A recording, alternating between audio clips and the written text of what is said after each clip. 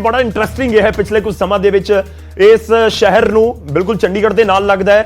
इत्थे कैबिनेट मंत्री मिलिया पर इलैक्शन तो 2-3 महीने पहला कैबिनेट वाला रैंक चला गया। ਜਦੋਂ ਇੱਥੇ ਦੀਆਂ ਨਿਗਮ ਚੋਣਾਂ ਹੋਈਆਂ ਸੀ ਉਦੋਂ ਵੀ ਬੜੀ ਇੰਟਰਸਟਿੰਗ ਪਿਕਚਰ ਨਜ਼ਰ ਆਈ ਸੀ। ਬਹੁਤ ਕੁਝ ਹੋਇਆ ਮੋਹਾਲੀ ਦੇ ਵਿੱਚ ਵੀ, ਖਾਸ ਤੌਰ ਤੇ ਪਿਛਲੇ ਕੁਝ ਦਿਨਾਂ ਦੇ ਵਿੱਚ ਜਿਵੇਂ ਦਲ ਬਦਲੀਆਂ ਹੋਈਆਂ ਉਹ ਵੀ ਮੋਹਾਲੀ 'ਚ ਬਹੁਤ ਇੰਟਰਸਟਿੰਗ ਸੀ। ਪਰ ਮੈਂ ਆਲ ਓਵਰ ਮਾਝੇ ਮਾਲਵੇ ਦੁਆਬੇ ਦੀ ਗੱਲ ਕਰਾਂਗਾ। ਉਮੇਸ਼, 14 ਤਰੀਕ ਦੇ ਲਈ ਕਿਸ ਤਰੀਕੇ ਨਾਲ ਹੁਣ ਦੇਖਿਆ ਜਾਵੇ ਮੋਹਾਲੀ ਦਾ ਜਾਂ ਫਿਰ ਚੰਡੀਗੜ੍ਹ ਦੇ ਨਾਲ ਲੱਗਦੇ ਇਲਾਕਿਆਂ ਦਾ, ਜਾਂ ਅਸੀਂ ਮਾਲਵੇ ਦਾ ਜਦੋਂ ਜ਼ਿਕਰ ਕਰਦੇ ਹਾਂ? देखो गल बड़ी साफ है कि हुणे ही चोण जिहड़ा ऐलान होया कि फरवरी 14 फरवरी नूं पंजाब च वोटिंग है तो 10 मार्च नूं काउंटिंग होनी है। और मोहाली दी आपां गल कर रहे हैं, बलबीर सिद्धू कैबिनेट मिनिस्टर होंदे सीगे, चलो कैप्टन बदले सिद्धू भी नाल ही नाल उन्हां नूं कैबिनेट दा अहुदा छड्डना पिया। आम आदमी पार्टी कुलवंत सिंह नूं इत्थों उम्मीदवार अपना ऐलान चुकी है। हुण देखना होएगा कांग्रेस वल्लों क्या बलबीर सिद्धू आंदे ने ते नाले दूजी पार्टियां किहड़े उम्मीदवार उतारदे ने। साडे नाल कुछ लोकी मौजूद ने, असीं 3B2 दी मार्केट खड़े हां। की नाम है जी तुहाडा? सर मैनूं शाम है। ਕੀ ਲੱਗਦਾ ਹੈ ਕਿ ਜੇ ਆਪਾਂ ਮੋਹਾਲੀ ਦੀ ਗੱਲ ਕਰੀਏ ਔਰ ਪੰਜਾਬ ਦੀ ਗੱਲ ਕਰੀਏ, ਹੁਣ ਅੱਜ ਹੋ ਚੁੱਕੀ ਅਨਾਉਂਸ ਡੇਟ? ਹਾਂਜੀ ਸਰ, ਹਾਂਜੀ ਸਰ। ਦੇਖੋ ਜੇ ਆਲ ਓਵਰ ਆਪਾਂ ਪੰਜਾਬ ਦੀ, ਪਹਿਲਾਂ ਤਾਂ ਆਪਾਂ ਮੋਹਾਲੀ 'ਚ ਹੀ ਖੜੇ ਹਾਂ। ਮੋਹਾਲੀ ਦੀ ਆਪਾਂ ਗੱਲ ਕਰੀਏ, ਦੇਖੋ ਜਿਹੜਾ ਬਲਬੀਰ ਸਿੱਧੂ ਜੀ ਹੈ ਬੜੇ ਵਧੀਆ ਉਹਨੇ ਕੰਮ ਕੀਤੇ ਇੱਥੇ, ਤੇ ਸਿਹਤ ਮੰਤਰੀ ਰਹੇ ਆ ਉਹ। ਚਲੋ ਕੁਛ ਸਰਕਾਰਾਂ ਦੀ ਨੋਕ ਝੋਕ ਆਪਸੀ ਉਹ ਹੈ ਵੀ ਕੁਛ ਉਹਨਾਂ ਨੂੰ ਬਦਲਣਾ ਪਿਆ, ਉਹਨਾਂ ਵੱਲੋਂ ਪੁੱਛਿਆ ਵੀ ਨਹੀਂ ਗਿਆ ਉਹਨਾਂ ਨੂੰ ਵੀ ਕੀ ਤੁਹਾਡੇ ਉਹਨਾਂ 'ਚ ਕੀ ਫਾਲਟ ਸੀ।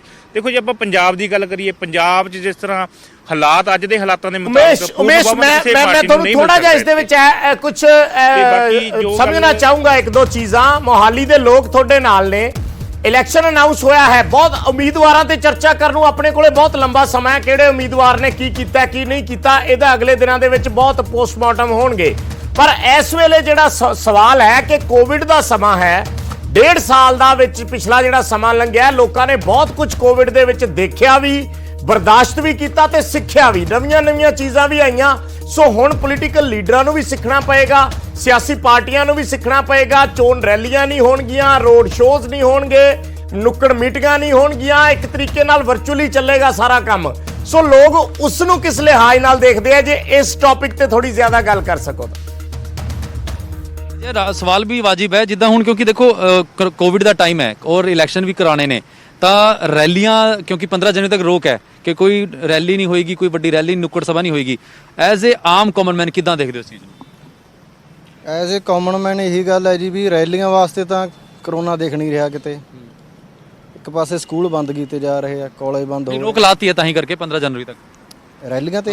ਅੱਛਾ, ਨਹੀਂ ਦੇਖੋ ਵੀਰੇ ਸਰਕਾਰ ਦੇ ਅਕੋਰਡਿੰਗ ਆ, ਦੇਖੋ ਕੀ ਕਹਿ ਸਕਦੇ ਆ। ਚੰਗੀ ਲੱਗਦਾ ਤੁਹਾਨੂੰ ਵੀ ਹਾਂ ਵੀ ਇਕੱਠ ਨਹੀਂ ਹੋਣਾ ਚਾਹੀਦਾ? ਦੇਖੋ ਸਰ, ਜਿਸ ਤਰ੍ਹਾਂ ਨਾਲ ਚਲੋ ਚੋਣ ਕਮਿਸ਼ਨ ਦੀ ਵਧੀਆ ਪਹਿਲ ਕਦਮੀ ਹੈ। ਦੇਖੋ ਜਿਸ ਤਰ੍ਹਾਂ ਪਹਿਲਾਂ ਸਕੂਲ ਬੰਦ ਕੀਤੇ ਗਏ, ਉਹ ਬੱਚਿਆਂ ਦੇ ਭਵਿੱਖ ਨਾਲ ਖਿਲਵਾੜ ਕੀਤਾ ਜਾ ਰਿਹਾ। ਜਦੋਂ ਪਹਿਲਾਂ ਰੈਲੀਆਂ ਕਰ ਰਹੇ ਸੀ, 5 ਤਰੀਕ ਨੂੰ ਮੋਦੀ ਦੀ BJP ਦੀ ਰੈਲੀ ਹੋ ਰਹੀ ਸੀ ਫਿਰੋਜ਼ਪੁਰ 'ਚ, ਉੱਥੇ ਕੋਈ ਕਰੋਨਾ ਨਹੀਂ ਸੀ। ਜਦੋਂ ਕਿ ਬੱਚਿਆਂ ਦੇ ਸਕੂਲ ਬੰਦ ਕੀਤੇ ਗਏ ਹੈ, ਬਹੁਤ ਉੱਥੇ ਉਹ ਕੀਤਾ ਗਿਆ। ਉਸ ਬੱਚਿਆਂ ਦਾ ਖਿਲਵਾੜ ਵੀ ਚਲੋ ਚੋਣ ਕਮਿਸ਼ਨ ਦੇ ਫੈਸਲੇ ਦਾ ਸਵਾਗਤ ਹੈ। ਜਦੋਂ ਰੈਲੀਆਂ ਇੱਕ ਹੋਰ ਲੈ ਲੈਂਦੇ ਨੇ। ਕੀ ਨਾਮ ਹੈ ਤੁਹਾਡਾ? ਮਨਜੀਤ ਸਿੰਘ ਹੈ ਜੀ। ਕਿੱਦਾਂ ਦੇਖਦੇ ਹੋ ਕਿ ਜਦੋਂ ਕੋਵਿਡ ਹੈ, ਰੈਲੀਆਂ ਤੇ ਵੀ ਪਾਬੰਦੀ ਹੈ, ਵੀ ਹੁਣ ਤੁਸੀਂ ਵਰਚੁਅਲ ਆਪਣਾ ਕਰ ਸਕਦੇ ਹੋ ਚੋਣ ਪ੍ਰਚਾਰ? ਭਾਜੀ ਜਿਹੜਾ ਕਰੋਨਾ ਦਾ ਸਵਾਲ ਹੈ ਨਾ, ਇਹ ਹੁਣ ਕਰੋਨਾ ਸਾਰਿਆਂ ਕਿਸੇ ਦੀ ਸਮਝ ਦੇ ਬਾਹਰ ਨਹੀਂ ਹੈਗਾ। ਮੈਨੂੰ ਇਹ ਲੱਗਦਾ ਕਿ ਇਹ ਨੈਚੁਰਲ ਕਲੈਮਿਟੀ ਆ ਤੇ ਸਾਰਾ ਕੁਝ ਬੰਦ ਕਰਨ ਨਾਲ ਇਹਦਾ ਸੋਲੂਸ਼ਨ ਨਹੀਂ ਹੈਗਾ। ਸਾਰਾ ਕੁਝ ਭਾਵੇਂ ਖੋਲ ਦੋ ਹੁਣ, ਬਟ ਮਾਸਕ ਮੈਂਡੇਟਰੀ ਕਰ ਦੋ, ਕਿਉਂਕਿ ਬੱਚਿਆਂ ਦੀ ਸਕੂਲਿੰਗ ਬਹੁਤ ਸਫਰ ਹੋ ਰਹੀ ਹੈ, ਬਿਜ਼ਨੈਸਸ ਬਹੁਤ ਸਫਰ ਹੋ ਰਹੇ ਨੇ। ਤੇ ਦ ਬੈਸਟ ਆਪਸ਼ਨ ਇਜ਼ ਕਿ ਤੁਸੀਂ ਮਾਸਕ ਮੈਂਡੇਟਰੀ ਇਲੈਕਸ਼ਨ ਦਾ, ਕਿਉਂਕਿ ਇਲੈਕਸ਼ਨ ਹੁਣ ਪੰਜਾਬ 'ਚ ਹੁਣ ਅਨਾਉਂਸ ਹੋ ਚੁੱਕੇ ਨੇ, 5 ਸਟੇਟਾਂ 'ਚ ਹੈ। ਆਪਾਂ ਗੱਲ ਕਰ ਰਹੇ ਹਾਂ ਕਿ ਇਲੈਕਸ਼ਨ ਕਮਿਸ਼ਨ ਨੇ ਇਹ ਕਹਿਤਾ ਵੀ ਇਕੱਠ ਨਹੀਂ ਹੋਣਗੇ 15 ਜਨਵਰੀ ਤੱਕ, ਰੋਕ ਲਾਤੀ ਰੈਲੀਆਂ ਤੇ। ਇਸ ਚੀਜ਼ ਨੂੰ ਕਿੱਦਾਂ ਦੇਖਦੇ ਹੋ? ਰੋਕ ਲਾਉਣਾ ਚਲੋ ਠੀਕ ਹੈ, ਫॉर द ਟਾਈਮਿੰਗ ਉਹਨਾਂ ਨੂੰ ਜੋ ਠੀਕ ਲੱਗ ਰਿਹਾ ਹੈ ਉਹਨਾਂ ਨੇ ਮੌਕੇ ਦੇ ਅਕੋਰਡਿੰਗਲੀ ਫੈਸਲਾ ਠੀਕ ਲਿਆ ਆ।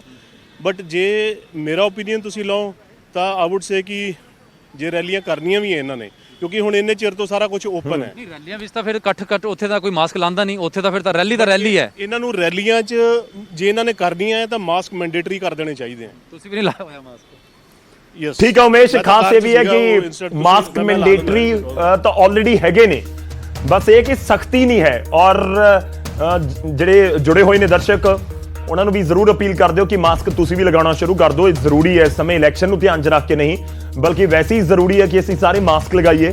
ਅਸੀਂ ਵੀ ਕੋਸ਼ਿਸ਼ ਕੀਤੀ ਅੱਜ ਸਟੂਡੀਓ ਦੇ ਵਿੱਚ ਦੋਵੇਂ ਬੈਠੇ ਹਾਂ, ਮੈਂ ਵੀ ਔਰ ਵਿਜੇਪਾਲ ਵੀ, ਕਿ ਅਸੀਂ ਆਪਣਾ ਜਿਹੜਾ ਸੋਸ਼ਲ ਡਿਸਟੈਂਸਿੰਗ ਹੈ ਉਹ ਖੂਬ ਰੱਖੀਏ। ਕਰੀਬ 2 ਗਜ ਤੋਂ ਜ਼ਿਆਦਾ ਹੀ ਸਾਡੇ ਵਿਚਾਲੇ ਦੂਰੀ ਹੈ। ਅਸੀਂ ਇਸ ਚੀਜ਼ ਦਾ ਬਹੁਤ ਧਿਆਨ ਰੱਖਿਆ ਹੋਇਆ ਆਲਰੇਡੀ। ਖੈਰ ਇੱਕ ਵਾਰੀ ਮੈਂ ਫਿਰ ਤੋਂ ਰੁਕ ਕਰਦਾ। ਇਲੈਕਸ਼ਨ ਦੀ ਇਸ ਸਮੇਂ ਚਰਚਾ ਇਸ ਕਰਕੇ ਹੋ ਰਹੀ ਹੈ ਕਿਉਂਕਿ ਪੰਜਾਬ ਦੇ ਵਿੱਚ ਚੋਣ ਬਿਗੁਲ ਵੱਜ ਚੁੱਕਿਆ ਹੈ ਔਰ ਬਹੁਤ ਕੁਝ ਖਾਸ ਹੈ ਇਸ ਵਾਰ। ਡੇਟਾਂ ਦੇ ਨਾਲ ਜਿਹੜੀਆਂ ਤਰੀਕਾਂ ਨੇ ਉਹਨਾਂ ਦੇ ਨਾਲ ਜਿਹੜੀਆਂ ਇਸ ਵਾਰ ਪਾਬੰਦੀਆਂ ਨੇ ਜਾਂ ਇੱਕ ਤਰੀਕੇ ਨਾਲ ਜਿਹੜਾ ਕਰੋਨਾ ਜ਼ਾਬਤਾ ਲਗਾਇਆ ਗਿਆ ਹੈ ਇਲੈਕਸ਼ਨ ਕਮਿਸ਼ਨ ਦੇ ਵੱਲੋਂ ਪੋਲੀਟੀਕਲ ਪਾਰਟੀਆਂ ਦੇ ਲਈ, ਉਹ ਸਭ ਤੋਂ ਅਹਿਮ ਹੈ ਕਿ 15 ਜਨਵਰੀ ਤੱਕ ਦੇ ਲਈ ਫਿਲਹਾਲ ਸਾਫ਼ ਕਰ ਦਿੱਤਾ ਗਿਆ ਹੈ ਕਿ 15 ਜਨਵਰੀ ਤੱਕ ਤੁਸੀਂ ਜੇਕਰ ਪ੍ਰਚਾਰ ਕਰਨਾ ਹੈ ਤਾਂ ਪ੍ਰਚਾਰ ਕਰਨ ਦਾ ਇੱਕੋ ਤਰੀਕਾ ਹੈ। ਇਨਫੈਕਟ ਦੋ ਤਰੀਕੇ ਨੇ, ਜਾਂ ਤਾਂ ਤੁਸੀਂ ਆਨਲਾਈਨ ਕਰੋ, ਜੇ ਤੁਸੀਂ ਲੋਕਾਂ ਤੱਕ ਜਾਣਾ ਹੈ ਤਾਂ ਫਿਰ 4 ਤੋਂ 5 ਲੋਕ ਹੀ ਤੁਸੀਂ ਜਾ ਸਕਦੇ ਹੋ, ਇਸ ਤੋਂ ਜ਼ਿਆਦਾ ਜਾ ਕੇ ਤੁਸੀਂ ਪ੍ਰਚਾਰ ਨਹੀਂ ਕਰ ਸਕਦੇ ਹੋ। ਔਰ ਇੱਕ ਚੀਜ਼ ਹੋਰ ਨਵੀਂ ਇਸ ਪੂਰੀ ਚੋਣ ਪ੍ਰਕਿਰਿਆ ਦੇ ਦੌਰਾਨ ਸੁਣਨ ਚ ਆਈ ਹੈ। ਪਹਿਲਾਂ ਅਸੀਂ ਕਰਫਿਊ ਵਰਡ ਸੁਣਿਆ, ਫਿਰ ਅਸੀਂ ਨਾਈਟ ਕਰਫਿਊ ਸੁਣਿਆ, ਹੁਣ ਅਸੀਂ ਕੈਂਪੇਨ ਕਰਫਿਊ ਜੋ ਇਲੈਕਸ਼ਨ ਕਮਿਸ਼ਨ ਵੱਲੋਂ ਲਫ਼ਜ਼ ਯੂਜ਼ ਕੀਤਾ ਗਿਆ, ਅੱਜ ਸ਼ਬਦ ਇਸਤੇਮਾਲ ਕੀਤਾ ਗਿਆ ਕੈਂਪੇਨ ਕਰਫਿਊ, ਯਾਨੀ ਸਵੇਰੇ 8 ਵਜੇ ਤੋਂ ਲੈ ਕੇ ਸ਼ਾਮ ਦੇ 8 ਵਜੇ ਤੱਕ ਜਾਂ ਰਾਤ ਦੇ 8 ਵਜੇ ਤੱਕ ਸਿਰਫ ਉਮੀਦਵਾਰ ਚੋਣ ਪ੍ਰਚਾਰ ਕਰ ਸਕਣਗੇ। ਰਾਤ 8 ਵਜੇ ਤੋਂ ਬਾਅਦ ਪੂਰਨ ਪਾਬੰਦੀ ਰਹੇਗੀ ਚੋਣ ਪ੍ਰਚਾਰ ਤੇ। ਅਗਰ ਖੁੱਲ ਵੀ ਮਿਲਦੀ ਹੈ, ਡੋਰ ਟੂ ਡੋਰ ਵੀ ਨਹੀਂ ਹੋ ਸਕੇਗਾ, ਸਿਰਫ ਸਵੇਰੇ 8 ਵਜੇ ਤੋਂ ਲੈ ਕੇ ਰਾਤ 8 ਵਜੇ ਤੱਕ 1 ਘੰਟਾ ਜਿਹੜਾ ਹੈ ਉਹ VOTING ਦਾ ਸਮਾਂ ਵਧਾ ਦਿੱਤਾ ਗਿਆ ਹੈ। ਪੋਲਿੰਗ ਦਾ ਸਮਾਂ ਚੋਣ ਕਮਿਸ਼ਨ ਨੇ ਵਧਾਇਆ ਹੈ, ਯਾਨੀ ਜੇ 8 ਵਜੇ ਜਿਵੇਂ ਪੋਲਿੰਗ ਸ਼ੁਰੂ ਹੁੰਦੀ ਹੈ 8 ਤੋਂ ਲੈ ਕੇ 5 ਵਜੇ ਤੱਕ ਚੱਲਦੀ ਹੈ ਤਾਂ ਉਸ ਨੂੰ 8 ਤੋਂ 6 ਵਜੇ ਤੱਕ ਕੀਤਾ ਜਾ ਸਕਦਾ ਹੈ, ਤੇ ਜੇ 8 ਤੋਂ ਜੇ ਸ਼ਾਮ 5 ਵਜੇ ਤੱਕ ਰੱਖਣਾ ਹੈ ਤਾਂ ਸਵੇਰੇ 7 ਵਜੇ ਤੋਂ ਵੀ ਸ਼ੁਰੂ ਕੀਤਾ ਜਾ ਸਕਦਾ। ਉਹ ਪਹਿਲਾਂ ਜਾਂ ਬਾਅਦ ਦੇ ਵਿੱਚ ਉਹ ਕਮਿਸ਼ਨ ਨੇ ਡਿਸਾਈਡ ਕਰਨਾ ਹੈ ਕਿ ਕਿਸ ਤਰੀਕੇ ਨਾਲ ਹੋਊਗਾ, ਪਰ 1 ਘੰਟਾ ਜਿਹੜਾ ਹੈ ਉਹ ਪੋਲਿੰਗ ਦਾ ਸਮਾਂ ਵੀ ਵਧਾ ਦਿੱਤਾ ਗਿਆ ਹੈ। ਲੱਗ ਰਿਹਾ ਕਿਉਂਕਿ ਸਰਦੀ ਦਾ ਮੌਸਮ ਹੈ ਤਾਂ ਸ਼ਾਇਦ ਸ਼ਾਮ ਵਾਲਾ ਸਮਾਂ ਹੀ ਵਧਾਇਆ ਜਾਵੇ, ਹੋ ਸਕਦਾ ਹੈ ਕਿਉਂਕਿ ਸਵੇਰੇ 7 ਵਜੇ ਬਹੁਤ ਠੰਡ ਹੋਏਗੀ 14 ਫਰਵਰੀ ਨੂੰ ਵੀ, ਔਰ ਸ਼ਾਇਦ ਉਸ ਵਜ੍ਹਾ ਦੇ ਨਾਲ ਸ਼ਾਮ ਦਾ ਹੀ ਉਹ ਵੀ ਥੋੜੀ ਦੇਰ ਦੇ ਵਿੱਚ ਕਲੀਅਰ ਹੋ ਜਾਏਗਾ ਜਦੋਂ ਹੋਰ ਗਾਈਡਲਾਈਨਸ ਆਉਂਦੀਆਂ ਨੇ। ਅਸੀਂ ਰੁਕ ਕਰਦੇ ਹਾਂ ਹੁਣ ਅੰਮ੍ਰਿਤਸਰ ਦਾ। ਮਾਝੇ ਦੀ ਧਰਤੀ ਦਾ ਅਸੀਂ ਲਗਾਤਾਰ ਜ਼ਿਕਰ ਕਰ ਰਹੇ ਹਾਂ, ਸੀਟਾਂ ਦਾ ਅਸੀਂ ਜ਼ਿਕਰ ਕਰ ਰਹੇ ਹਾਂ, ਤੁਹਾਡੇ ਸਾਹਮਣੇ ਸੀਟਾਂ ਵੀ ਰੱਖਾਂਗੇ ਟੀਵੀ ਸਕਰੀਨ ਦੇ ਉੱਤੇ। ਅੱਜ ਅਸੀਂ ਇਹ ਵੀ ਕੋਸ਼ਿਸ਼ ਕੀਤੀ ਹੈ ਕਿ 2017 ਦੀਆਂ ਚੋਣਾਂ ਦੀ ਪੂਰੀ ਤਸਵੀਰ ਤੁਹਾਡੇ ਸਾਹਮਣੇ ਲਿਆ ਕੇ ਰੱਖ ਸਕੀਏ ਕਿ ਪੰਜਾਬ ਦੇ ਲੋਕਾਂ ਨੇ 2017 ਦੇ ਵਿੱਚ ਕਿਹੜੀ ਪਾਰਟੀ ਨੂੰ ਕਿੰਨੀਆਂ ਸੀਟਾਂ ਦਿੱਤੀਆਂ, ਮਾਝੇ 'ਚ ਕਿੰਨੀਆਂ ਸੀਟਾਂ, ਮਾਲਵੇ 'ਚ ਕਿੰਨੀਆਂ ਸੀਟਾਂ, ਦੁਆਬੇ 'ਚ ਕਿੰਨੀਆਂ ਸੀਟਾਂ, ਉਹ ਵੀ ਅਸੀਂ ਗ੍ਰਾਫਿਕਸ ਦੇ ਜ਼ਰੀਏ ਹਰ ਇੱਕ ਪੁਆਇੰਟ ਤੁਹਾਡੇ ਤੱਕ ਪਹੁੰਚਾਉਣ ਦੀ ਕੋਸ਼ਿਸ਼ ਕਰ ਰਹੇ ਹਾਂ ਕਿਉਂਕਿ ਵੱਖ-ਵੱਖ ਇਸ਼ੂਜ਼ ਨੂੰ ਲੈ ਕੇ ਅਸੀਂ ਡਿਸਕਸ ਕਰ ਰਹੇ ਹਾਂ, ਪਰ ਇਸ ਸਭ ਦੇ ਵਿਚਾਲੇ ਪੂਰੀ ਜਾਣਕਾਰੀ ਤੁਹਾਡੇ ਤੱਕ ਪਹੁੰਚਦੀ ਰਹੇ, ਇਸ ਕਰਕੇ ਸਕਰੀਨ ਦੇ ਉੱਤੇ ਵੀ ਤੁਸੀਂ ਜਿਹੜੀ ਜਾਣਕਾਰੀ ਗ੍ਰਾਫਿਕਸ ਦੇ ਜ਼ਰੀਏ ਲੈਂਦੇ ਰਹੋਗੇ। ਮੈਂ ਰੁਕ ਕਰਦਾ ਅੰਮ੍ਰਿਤਸਰ ਦਾ। ਸਾਡੇ ਸਹਿਯੋਗੀ ਸਾਡੇ ਨਾਲ ਨੇ ਰਾਜੀਵ ਆਪਾਂ ਪਹਿਲਾਂ ਤੋਂ ਹੀ ਜ਼ਿਕਰ ਕਰ ਰਹੇ ਸੀ ਕਿ ਜਦੋਂ ਇਲੈਕਸ਼ਨ ਕਮਿਸ਼ਨ ਬੈਠੇਗਾ ਤਾਂ ਅਲੱਗ-ਅਲੱਗ ਫੇਸਿਸ ਦੇ ਵਿੱਚ ਹੋ ਸਕਦਾ ਹੈ। ਖੈਰ ਉਹ ਸਭ ਕਿਆ ਸਰਾਈਆਂ ਤਰੀਆਂ ਰਹਿ ਗਈਆਂ ਕਿਉਂਕਿ ਇੱਕ ਫੇਜ਼ ਦੇ ਵਿੱਚ VOTING ਤੇ ਉਸ ਤੋਂ ਬਾਅਦ 10 ਮਾਰਚ ਨੂੰ ਨਤੀਜੇ। ਮੈਂ ਮਾਝੇ ਦੇ ਪੂਰੇ ਐਂਗਲ ਤੋਂ ਤੁਹਾਡੇ ਤੋਂ ਸਮਝਣਾ ਚਾਹਾਂਗਾ, ਖਾਸ ਤੌਰ ਤੇ ਕਿ ਬਾਰਡਰ ਏਰੀਆ ਪੂਰਾ ਹੋ।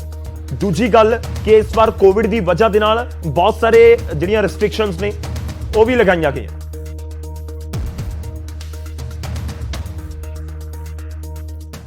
ਚੀਜ਼ ਤੇ ਸਮਝਣ ਵਾਲੀ ਗੱਲ ਇਹ ਹੈ ਕਿ ਇਸ ਵਾਰ ਬਹੁਤ ਸਾਰੀਆਂ ਚੀਜ਼ਾਂ ਨਵੀਆਂ ਜਿਹੜੀਆਂ ਨੇ ਉਹ ਸਿਆਸਤ ਦੇ ਵਿੱਚ ਦੇਖਣ ਨੂੰ ਮਿਲ ਰਹੀਆਂ ਨੇ। ਤਾਂ ਜਿਸ ਤਰੀਕੇ ਦੇ ਨਾਲ ਚੋਣ ਕਮਿਸ਼ਨ ਨੇ ਵੀ ਬਹੁਤ ਸਾਰੀਆਂ ਨਵੀਆਂ ਚੀਜ਼ਾਂ ਜਿਹੜੀਆਂ ਨੇ ਉਸ ਬਾਰੇ ਅੱਜ ਐਲਾਨ ਕੀਤੇ। ਔਰ ਦੂਸਰੇ ਪਾਸੇ ਜੇਕਰ ਅਸੀਂ ਪੰਜਾਬ ਦੀ ਸਿਆਸਤ ਦੀ ਗੱਲ ਕਰਦੇ ਹਾਂ ਤਾਂ ਸਿਆਸੀ ਪਾਰਟੀਆਂ ਦੇ ਵਿੱਚ ਵੀ ਨਵੀਂ ਚੀਜ਼ ਇਹ ਹੈ ਕਿ ਇੱਕ ਤਾਂ ਅਕਾਲੀ ਦਲ ਅਤੇ BJP ਵੱਖਰੇ ਹੋ ਕੇ ਚੋਣ ਲੜ ਰਹੇ ਨੇ, ਔਰ ਦੂਸਰੇ ਪਾਸੇ ਅੱਜ ਭਾਵੇਂ ਐਲਾਨ ਕਰ ਦਿੱਤਾ ਗਿਆ ਪਰ BJP ਵੱਲੋਂ ਹਾਲੇ ਤੱਕ ਤੇ ਕਾਂਗਰਸ ਵੱਲੋਂ ਕਿਸੇ ਵੀ ਉਮੀਦਵਾਰ ਦੇ ਨਾਮ ਦਾ ਐਲਾਨ ਨਹੀਂ ਕੀਤਾ ਗਿਆ। ਤਾਂ ਮਾਝੇ ਦੇ ਵਿੱਚ ਜਿਹੜੀ ਵੱਡੀਆਂ ਸੀਟਾਂ ਜਿਨ੍ਹਾਂ ਦਾ ਮੈਂ ਜ਼ਿਕਰ ਕੀਤਾ ਕਿ ਇੱਕ ਅੰਮ੍ਰਿਤਸਰ ਦਾ ਨਾਰਥ ਹਲਕਾ, ਉਸ ਤੋਂ ਬਾਅਦ ਪੂਰਬੀ ਜਿੱਥੋਂ ਨਵਜੋਤ ਸਿੰਘ ਸਿੱਧੂ ਨੇ, ਔਰ ਮਜੀਠਾ ਹਲਕਾ ਜਿੱਥੋਂ ਕਿ ਸ਼੍ਰੋਮਣੀ ਅਕਾਲੀ ਦਲ ਦੇ ਮੌਜੂਦਾ ਜਿਹੜੇ ਵਿਧਾਇਕ ਨੇ ਬਿਕਰਮ ਮਜੀਠੀਆ। ਤਾਂ ਇੱਥੇ ਅੱਜ ਇੱਕ ਹੋਰ ਬੜੀ ਅਹਿਮ ਗੱਲ ਹੈ ਸਮਝਣ ਵਾਲੀ, ਜਿਸ ਤਰੀਕੇ ਦੇ ਨਾਲ ਤੁਸੀਂ ਗੱਲਬਾਤ ਕਰ ਰਹੇ ਹੋ ਕਿ ਇਸ ਵਾਰ ਜਿਹੜੀ ਚੋਣ ਕਮਿਸ਼ਨ ਨੇ ਇੱਕ ਤਾਂ ਕੈਂਪੇਨ ਕਰਫਿਊ ਤੇ ਦੂਸਰੀ ਚੀਜ਼ ਜਿਹੜੀ ਕਿ ਡਿਜੀਟਲ ਚੋਣ ਪ੍ਰਚਾਰ ਕੀਤਾ ਜਾਣਾ। ਤਾਂ ਇੱਥੇ ਮੈਂ BJP ਦੇ ਨਾਲ ਜੁੜੀ ਇੱਕ ਜਾਣਕਾਰੀ ਸਾਂਝੀ ਕਰਨੀ ਚਾਹੁੰਦਾ ਕਿ ਹੁਣ ਤੱਕ ਇਹ ਗੱਲ ਕਹੀ ਜਾ ਰਹੀ ਸੀ ਕਿ BJP ਕਿਸੇ ਤਰ੍ਹਾਂ ਦੇ ਵਿੱਚ ਚੋਣ ਮੈਦਾਨ ਦੇ ਵਿੱਚ ਨਹੀਂ ਉਤਰੀ ਕਿਉਂਕਿ ਪਹਿਲਾਂ ਕਿਸਾਨ ਅੰਦੋਲਨ ਦਾ ਸਾਹਮਣਾ ਕਰਨਾ ਪਿਆ ਔਰ ਉਸ ਤੋਂ ਬਾਅਦ ਜਿੱਦਾਂ ਪ੍ਰਧਾਨ ਮੰਤਰੀ ਪੰਜਾਬ ਦੇ ਦੌਰੇ ਤੇ ਪਹੁੰਚਦੇ ਨੇ ਫਿਰੋਜ਼ਪੁਰ ਦੇ ਵਿੱਚ ਜੋ ਘਟਨਾਕ੍ਰਮ ਵਾਪਰਦਾ। ਪਰ ਇਸ ਦੇ ਨਾਲ ਇੱਕ BJP ਦੇ ਨਾਲ ਜੁੜੀ ਅਹਿਮ ਜਾਣਕਾਰੀ ਇਹ ਹੈ ਕਿ ਜਲੰਧਰ ਦੇ ਵਿੱਚ BJP ਵੱਲੋਂ ਇੱਕ ਵੱਡਾ ਵਾਰ ਰੂਮ ਜਿਹੜਾ ਉਹ ਸੈੱਟ ਕਰ ਲਿਆ ਗਿਆ ਸੈਟਅਪ, ਜਿਸ ਦਾ ਜ਼ਿਕਰ ਨਵਜੋਤ ਸਿੰਘ ਸਿੱਧੂ ਨੇ ਵੀ ਆਪਣੀਆਂ ਰੈਲੀਆਂ ਦੇ ਵਿੱਚ ਕੀਤਾ ਕਿ ਜਾਂ ਤਾਂ ਜਲੰਧਰ ਆਓ ਜਾਂ ਫਿਰ ਅੰਦਰ ਆਓ। ਤਾਂ ਇਹ ਸਮਝਣ ਵਾਲੀ ਗੱਲ ਹੈ ਕਿ ਜਿੱਥੇ ਡਿਜੀਟਲ ਚੋਣ ਪ੍ਰਚਾਰ ਦੀ ਗੱਲ ਕਹੀ ਜਾ ਰਹੀ ਕਿਉਂਕਿ ਬਹੁਤ ਸਾਰੀਆਂ ਪਾਰਟੀਆਂ ਦੇ IT ਸੈੱਲ ਜਿਹੜੇ ਨੇ ਪਹਿਲਾਂ ਤੋਂ ਹੀ ਸਥਾਪਿਤ ਕੀਤੇ ਗਏ ਸੀ ਔਰ ਇਸ ਦੀ ਸ਼ੁਰੂਆਤ ਜਿਹੜੀ ਉਹ ਆਮ ਆਦਮੀ ਪਾਰਟੀ ਵੱਲੋਂ ਕੀਤੀ ਗਈ ਸੀ, ਕਿਉਂਕਿ ਪਹਿਲਾਂ ਜਿਹੜੇ ਸਿਆਸਤਦਾਨ ਨੇ ਉਹ ਪੋਸਟਰਾਂ ਦੀ, ਝੰਡੀਆਂ ਦੀ ਔਰ ਜਿਹੜੀਆਂ ਰੈਲੀਆਂ ਦੀ ਰਾਜਨੀਤੀ ਦੇ ਵਿੱਚ ਜ਼ਿਆਦਾ ਵਿਸ਼ਵਾਸ ਰੱਖਦੇ ਸੀ। ਪਰ ਅੱਜ ਕੱਲ ਜਿਹੜਾ ਮੋਬਾਈਲ ਹੈ ਤੁਹਾਡੇ ਹੱਥ ਦੇ ਵਿੱਚ, ਭਾਵੇਂ ਉਹ ਲੀਡਰ ਹੈ ਭਾਵੇਂ ਵਰਕਰ ਹੈ, ਤਾਂ ਇੱਕ ਬਹੁਤ ਜਲਦੀ ਇੱਕ ਦੂਸਰੇ ਤੱਕ ਆਪਣੀ ਜਿਹੜੀ ਗੱਲਬਾਤ ਪਹੁੰਚਾਉਣ ਦਾ ਜ਼ਰੀਆ ਬਹੁਤ ਸਾਰੇ ਸੋਸ਼ਲ ਮੀਡੀਆ ਪਲੇਟਫਾਰਮ ਨੇ, ਭਾਵੇਂ ਉਹ ਟਵਿੱਟਰ ਦੀ ਗੱਲ ਕਰੀਏ ਜਾਂ ਫੇਸਬੁੱਕ, ਬਹੁਤ ਸਾਰੇ ਸੋਸ਼ਲ ਮੀਡੀਆ ਪਲੇਟਫਾਰਮ ਨੇ। ਤਾਂ ਅਸੀਂ ਕਹਿ ਸਕਦੇ ਹਾਂ ਕਿ ਇਸ ਮਾਮਲੇ ਦੇ ਵਿੱਚ ਬੀਜੇਪੀ ਦੀ ਤਿਆਰੀ ਜਿਹੜੀ ਉਹ ਬਾਕੀਆਂ ਪਾਰਟੀਆਂ ਤੋਂ ਵੀ ਕਿਤੇ ਪਹਿਲੇ ਸੀ, ਕਿਉਂਕਿ ਹੋਰ ਕਿਸੇ ਪਾਰਟੀ ਵੱਲੋਂ ਐਸਾ ਵਾਰ ਰੂਮ ਜਿਹੜਾ ਪੰਜਾਬ ਦੇ ਵਿੱਚ ਹਾਲੇ ਤੱਕ ਸੈੱਟ ਨਹੀਂ ਕੀਤਾ ਗਿਆ। ਹਾਲਾਂਕਿ ਆਈਟੀ ਸੈੱਲ ਸਾਰਿਆਂ ਦੇ, ਬੀਜੇਪੀ ਦੇ ਵੀ ਪਹਿਲਾਂ ਕੰਮ ਕਰ ਰਹੇ ਸੀ, ਬਾਕੀ ਪਾਰਟੀਆਂ ਦੇ ਵੀ, ਤਾਂ ਇਹ ਕਿਤੇ ਨਾ ਕਿਤੇ ਅਸੀਂ ਜਿਹੜੀ ਡਿਜੀਟਲ ਲੜਾਈ ਦੀ ਤਿਆਰੀ ਹੈ ਉਹ ਬੀਜੇਪੀ ਵੱਲੋਂ ਪਹਿਲਾਂ ਕਰ ਲਈ ਗਈ। ਔਰ ਹੁਣ ਮਾਝੇ ਦੀ ਅਸੀਂ ਜਿਹੜੀਆਂ 3 ਸੀਟਾਂ ਦਾ ਜ਼ਿਕਰ ਕਰ ਰਹੇ ਹਾਂ, ਜਿੱਥੋਂ ਕੁੰਵਰ ਵਿਜੇ ਪ੍ਰਤਾਪ ਜੋ ਕਿ ਪਹਿਲੀ ਵਾਰ ਸਿਆਸੀ ਮੈਦਾਨ ਦੇ ਵਿੱਚ ਉਤਰੇ ਨੇ, ਸਾਬਕਾ ਆਈਜੀ ਨੇ, ਔਰ ਉਹਨਾਂ ਦਾ ਮੁਕਾਬਲਾ ਹੁਣ ਤੱਕ ਜਿਹੜੀਆਂ ਸੀਟਾਂ ਦਾ ਐਲਾਨ ਕਰ ਦਿੱਤਾ ਗਿਆ, ਅਨਿਲ ਜੋਸ਼ੀ ਜੋ ਕਿ ਪਹਿਲਾਂ ਬੀਜੇਪੀ ਵੱਲੋਂ ਲੜਦੇ ਰਹੇ ਨੇ ਔਰ ਇਸ ਪਹਿਲੀ ਵਾਰ ਠੀਕ ਹੈ ਰਾਜੀਵ, ਇਸ ਤੇ ਆਪਾਂ ਕਰਾਂਗੇ ਗੱਲਬਾਤ ਅੱਗੇ। ਇਸ ਵੇਲੇ ਇਲੈਕਸ਼ਨ ਕਮਿਸ਼ਨ ਵੱਲੋਂ ਜੋ ਐਲਾਨ ਕੀਤੇ ਗਏ ਨੇ ਉਸ ਬਾਰੇ ਅਸੀਂ ਦੱਸ ਰਹੇ ਹਾਂ ਦਰਸ਼ਕਾਂ ਨੂੰ। ਲਗਾਤਾਰ ਜਾਂ ਜੋ ਪੋਲੀਟੀਕਲ ਰਿਐਕਸ਼ਨਸ ਆ ਰਹੇ ਨੇ ਉਹ ਅਸੀਂ ਦਿਖਾ ਰਹੇ ਹਾਂ। ਇੱਕ ਵਾਰੀ ਫਿਰ ਜ਼ਿਕਰ ਕਰਦੇ ਹਾਂ ਜੋ ਇਲੈਕਸ਼ਨ ਕਮਿਸ਼ਨ ਵੱਲੋਂ ਇੱਕ